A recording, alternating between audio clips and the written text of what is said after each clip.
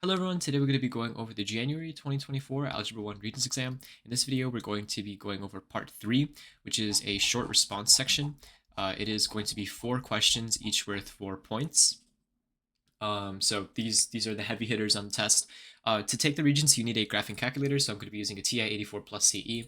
If you're confused about part 1 or part 2, I have made those 2 videos. The link to them will be in the description of this video.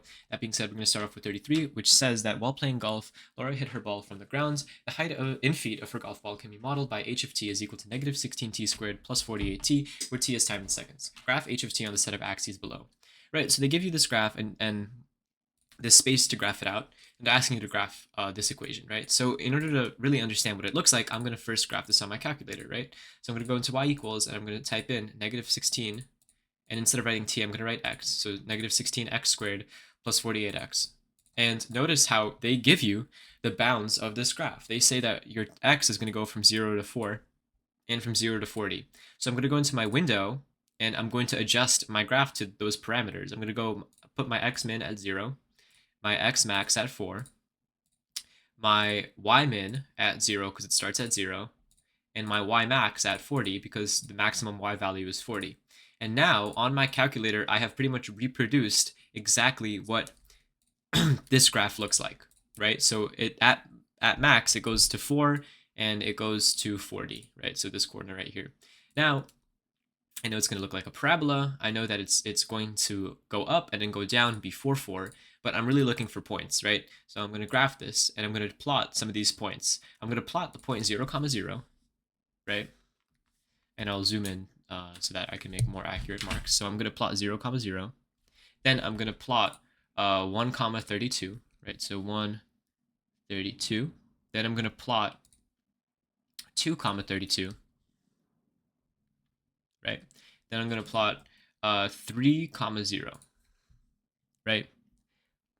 But I need to find out where the vertex is, right? I'm not just going to draw a box between these 2 points. Notice how on our graph, there's a point between 2 and 3 at which we reach a max or a vertex. And the way I'm going to calculate this or find this point is I'm going to go into second calc or second trace, right? And then I'm going to go into maximum. I'm going to select my left bound as the point before this big curve, and I'm going to select my right bound as a point after the peak of this curve, and I'm going to go and press calculate. And it's going to say that my max happens at x equals 1.5 and y equals 36. So at 1.5, which is the point between 1 and 2, I have to go all the way up to 36, and now I have my graph. Right, so I have all of my points, and all I have to do now is just connect them.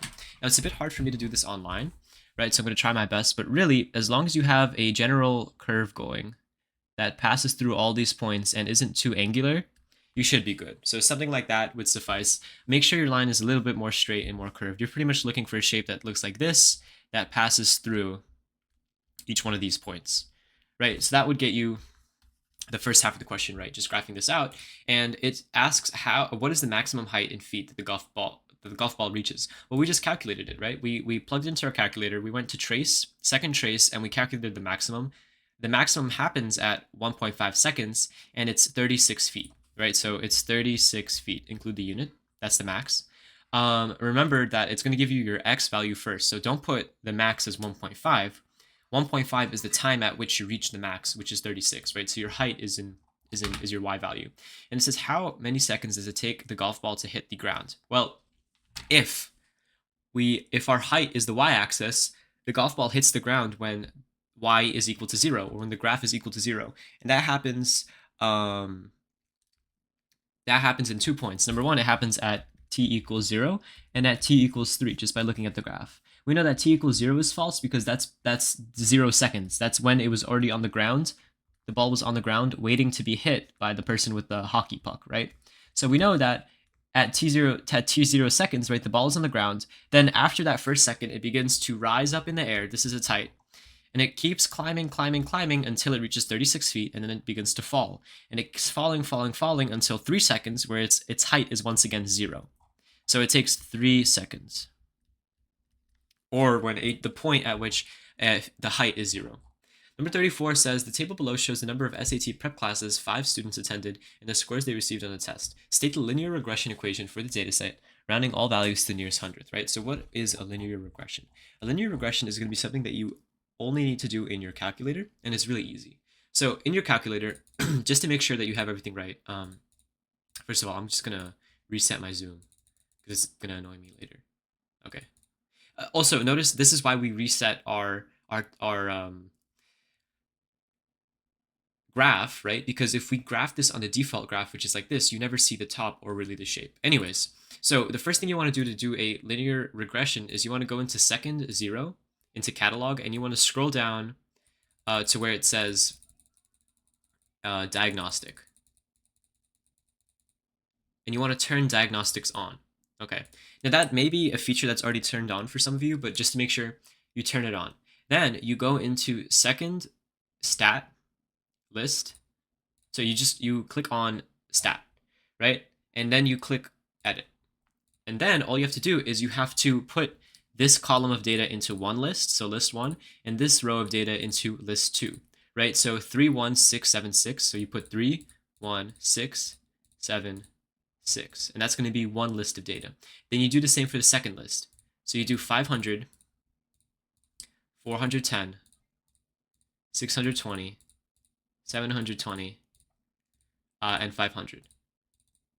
Okay, so essentially what you just did was you transferred this entire table into the calculator. And instead of it being a rectangle looking this way in the calculator, you just copied it, but you made it like go down instead of across. So the data is going down instead of across like it is here. Okay, so now that you have your data in your calculator, what you want to do is you want to go into stat again, you press stat again, and you scroll into calc, right? And you press 4, or you scroll down to where it says linear regression, or linreg. It stands for linear regression, ax plus b. And you press enter. And then you press enter until you see calculate. Press enter to calculate it, and it gives you the linear regression, right? So all you have to do here is note that write down your a and your b, and you plug it into this formula up top. So y equals ax plus b.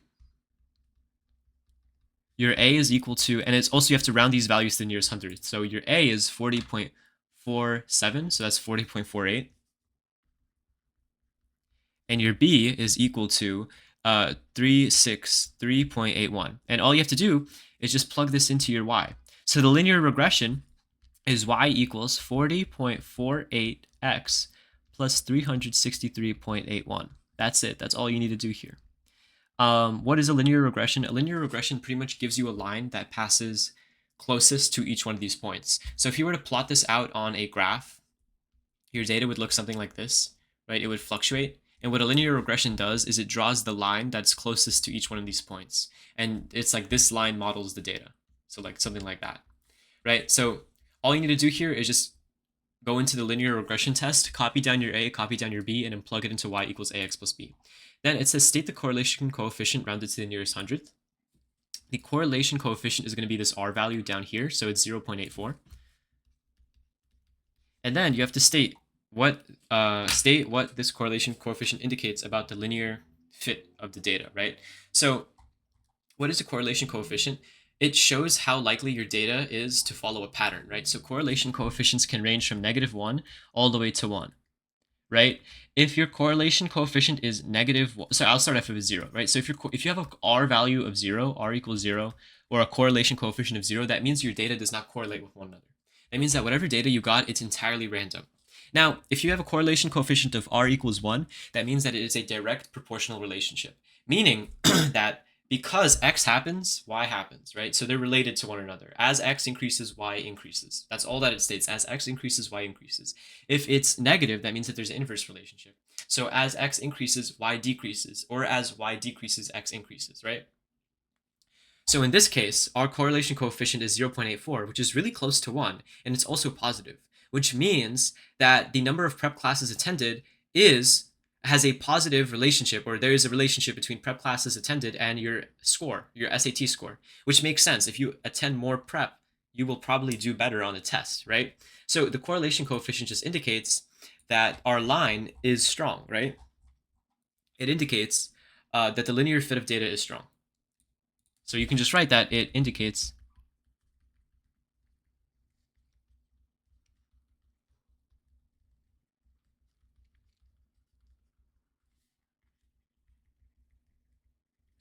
If this number was closer to 0, like 0.2, you'd say that it indicates that the linear correlation is weak, but because it's so close to 1, you can go on and say that it indicates a strong fit.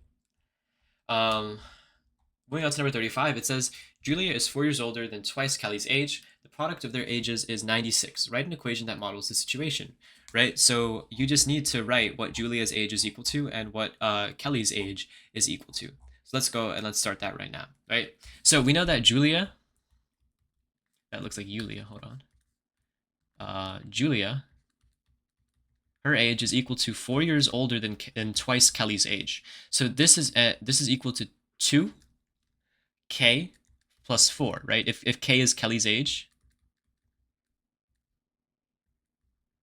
right? So it's 2 times Kelly's age plus 4. She's 4 years older than twice Kelly's age, x. Okay, fine. Kelly's age is going to be represented as x. And the product of their ages is 96. So if you multiply Julia, which is j, by x, you get 96. And here we know what Julia is equal to. Julia is equal to 2x plus 4. So in order to model this, you could just write 2x plus 4 times x is equal to 96. So that's all. So all you're doing is you're translating this math talk. 4 years older is 4 plus, and twice Kelly's age is just 2 times Kelly's age. So you translate that into algebra. So 2x plus 4, and then you multiply that by Kelly's age, right? And then you also translate this point, which says the product of their ages. So 2x plus 4 times x is equal to 96. All right, moving on to the second part of this question, it says determine Kelly's age algebraically, right? So we know that Kelly's age is equal to x, and here we have everything in terms of Kelly's age x. So all we have to do is solve x times 2x plus 4 for 96, right? Solve for x here. So the first step I'm going to do is I'm going to multiply or expand this by x. So 2x times x is 2x squared, and 4 times x is 4x.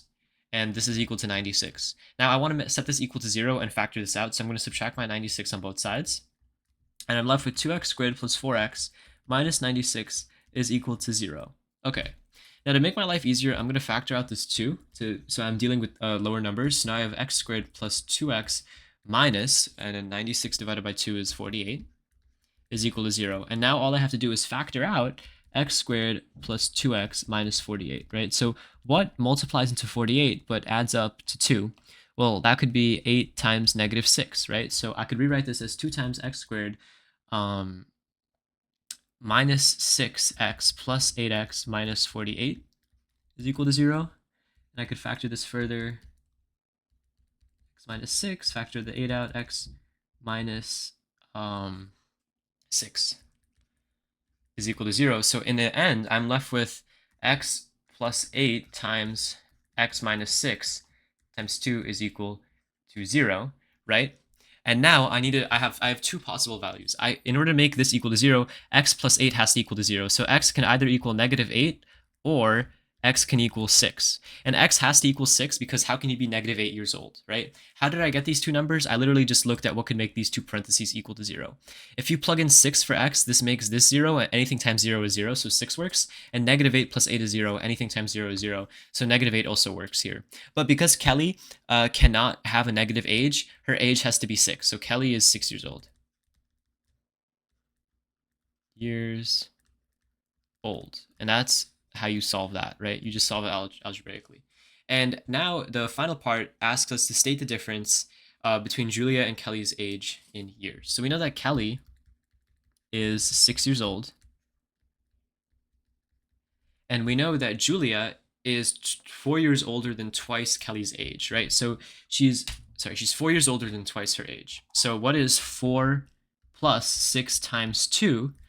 4 plus 6 times 2 is 4 plus 12, which is 16. So Julia is 16 years old. But here they're asking you to state the difference. And 16 minus 6 is equal to 10. So that means that Julia is 10 years older.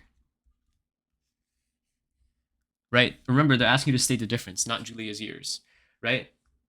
Now, number 36 says, on the set of axes below, graph the following system of inequalities. Okay, so when we're dealing with the system of inequalities, right, where we have greater than or less than symbols, right, and they're oftentimes not in the form that we want it to be, right? In order to graph this out, we want it to be in y equals mx plus b form. So we're going to go ahead and we're going to do that right now. So they want us to graph this and label the solution set S. So the first thing I'm going to do is I'm going to graph both of these independently. I'm going to have 2x minus y is greater than 4. I'm going to get y by itself, so I'm going to add y on both sides. And I'm left with 2x is greater than 4 plus y, and I'm going to subtract 4 on both sides. So I'm left with 2x minus 4 is greater than y, right? So now I'm going to graph this out. I'm going to graph some points out for this. So 2x minus 4. My graph's going to look something like that. And then I'm going to I'm going to find 2 points and I'm going to draw a line through those 2 points, right? So I know I have 0, negative 4. So 1, 2, 3, 4, 0, negative 4. And my slope, my rise over run, is going to be 2 over 1. So I'm going to rise 2 for every one that I run. So I'm going to go up 2 and go 1 to the side 1. That way I don't have to keep checking my table for answers, right? Remember that slope is change in y over change in x, right? 2 over 1 means that for every... So when you change 1 in x, right, when you go to the left or the right by 1, your y changes by 2. So here I'm going to the right by 1, and my y, the change in y is 2. So my y has to be 2 higher. And this is pretty much how you quickly graph something without having to constantly refer back to your table. Okay. And I'm going to do this in a different color for the other for the other graph, so it looks a little bit more clear on this paper. Okay, cool. So now you're left with these set of data points, right? And because this is a there's no greater than or equal to or less than or equal to, you need to draw a dotted line through this. Why? Because the solution set does not lie on this line, right? Otherwise, it would be greater than or equal to, right? Your y and your x. just a rule of thumb: if you have a sign that looks like this, and you want to graph it, your line is going to be dashed like this. But if you have a greater than or equal to or a less than or equal to sign, your line is going to look like this. So that's just the general rule here. So I'm going to have to draw a dotted line through all of these points, which is going to look something like this. You can make your dots a bit longer, but so long as it looks like it's dashed, you're good. And just draw a little arrow emanating from there to show that this keeps on going forever. Now, I also need to shade something here. Because of inequality, I need to shade my solution zone. And because, the way I rewrote this, my y is less than my x, all my solutions, right, are going to be below my y. So I'm going to have to shade downwards, okay? So here, I'm going to go and I'm going to draw lines emanating towards this way, right? Because this is going to be my solution here, right? And then I'm going to go ahead and I'm going to label this graph as 2x minus 4 is greater than y, right? And what this means is that the x-axis is always going to be greater than the y-axis, right? So our solution set is going to be any point at which our x is greater than our y. So our solution set can't be up here because this would mean that our y is greater than our x, right? And you could verify this by plugging any point in here and checking if it fulfills this condition, which I know it will. Okay, so now our second step is to then graph this other inequality, right? Which we follow the exact same steps. We got everything on the same side. So here we have x plus 3y is less than or is greater than 6. I want to get y on its own, so I'm going to subtract x from both sides. And I'm going to get that 3y is greater than 6 minus x. I'm going to divide both sides by 3, and I get y is greater than 2 minus x over 3. Okay. And now all I have to do here is just graph this on my calculator and get some points, right? So 2 minus x over 3. It's going to look something like that, and I'm going to find a point. I have the point 0, 2. So 0, 1, 2, and I'm going to write this in red, right? First arc difference, so 1, 2. And here, notice how my slope is negative 1/3. So every one change in y, I have to change 3 in x, right? So my delta x is 3. And this is sloping down. So I'm always going to be decreasing. So a decrease in 1 will lead to an x increase in 3. So 1, 2, 3. Go down 1, go to the left 3. 1, 2, 1, 2, 3. Go down 1, left 1, 2, 3, right? And then I do the opposite going the other way. So for every decrease in 3, I go up in 1. So 1, 2, 3, up in 1. 1, 2, 3, up in 1. 1, 2, 3, up in 1. Okay, great. So now I'm left with these points, and the same rule applies. Because this has no equal sign underneath it, this has to be a dashed line as well. So I'm going to go ahead and I'm going to draw a dashed line through these points.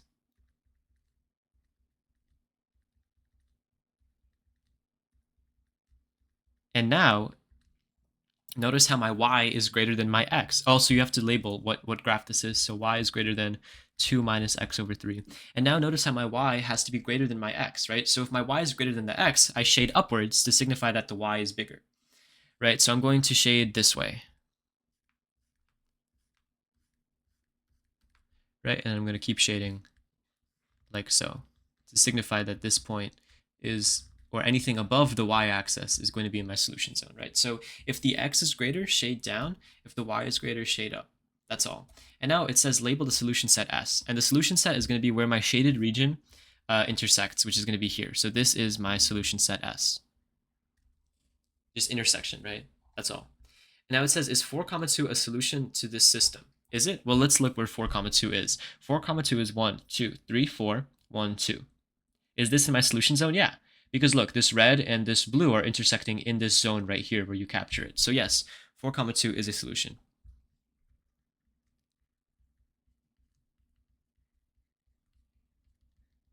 Because it lies within the solution zone of both graphs. And that's all you need to do to get full points on that question, right? Or it's in the shaded region of both inequalities. Now this is part 4. So I'll also go over part 4 in this video, which is going to be the last question of the test. This is just one question worth 6 points, so get it right, you'll do great. So it says Jim had a bag of coins. The number of nickels N and quarters Q total to 28 coins. The combined value of the coins was $4. So model this situation out, right? So we're going to be using N for nickels and Q for quarters, and I'm going to be using green. You know what? I feel like, what color should we use? We should use, no, it's too hard to see.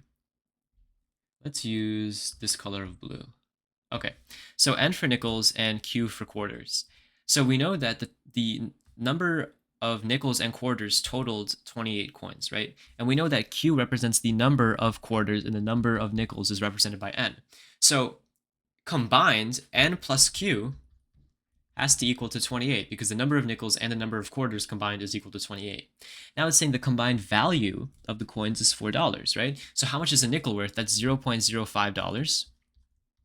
And how much is a quarter worth? That's $0.25, right? So now if you add up the total value of them, it's going to equal 4. So now you have to write that 0.05N plus 0.25Q has to equal to 4. And this is going to be your answer to this first part. Why did I put 0.05N? That represents the total value of the nickels, right? We don't know how many nickels, but we know that with each nickel, they're worth 5 cents, right? So if you have 100 nickels, you're going to have $5, right? Because 5 times 0.05, sorry, 0.05 times 100 is 5. And we put 0.25 in front of the quarters because we know that 1 quarter is equal to 0.25. So this is representing the total quantity, and this is representing the total value. So now it says use your system of equations to algebraically determine both the number of quarters and the number of nickels Jim had in one bag. So we're going to solve this system of equations, right? So we have N plus Q is equal to 28. So I'm going to solve for one of these variables. I'm going to solve for N first. So I know that N is equal to 28 minus Q. Now I'm going to plug this into to the bottom equation. So I know what N is, so then I just write 0.05 times N plus, sorry, or 0.05, and I plug in my N, right? So we know N is equal to 28 minus Q. So I plugged in my N value here, and the rest I just treat regularly. So I'm going to multiply this out. 0.05 times 28 is equal to 1.4. So we know that 1.4 minus 0.05Q plus 0.25Q is equal to 4. I'm going to subtract by 1.4 on both sides. So 4 minus 1.4 is equal to 2.6.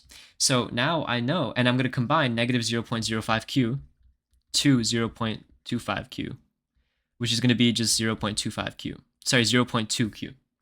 So now I'm left with 0.2Q is equal to 2.6. Great. Now all I need to do is divide by 0.2 on both sides, and I get that Q is equal to 2.6 divided by 0.2, which is equal to 13. Okay, cool. So now what we need to do now is we need to solve for the other value here.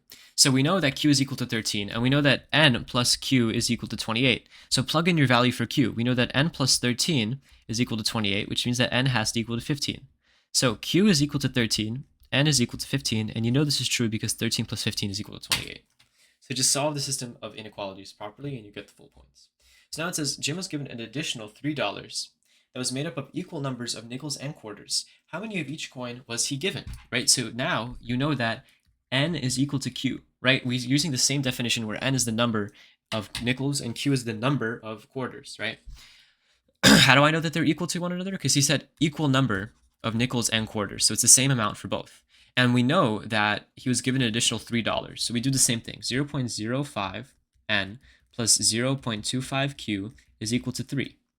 Here, I don't really need to solve for anything because I could just plug in n for q or q for n. I'm going to do the same thing. I'm going to plug in q for n. So I'm going to write 0.05 q plus 0.25 q is equal to 3. So I'm left with 0.3 q is equal to 3. And if I divide both sides by 0.3, I get that q is equal to 10.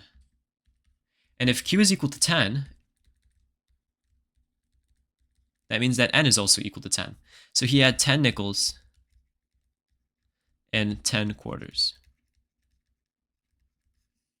That's all you have to do here. If you got confused, the key here is to know that if you know n is equal to q, you can just write n wherever q is or q wherever n is. That's all you need to do to get full points on question number 37. So that's parts 3 and 4 covered in one video. Hope you learned something. If you're confused, let me know in the comments. I'll try and clear up your confusion. Otherwise, I hope you learned something and I hope you have a nice day.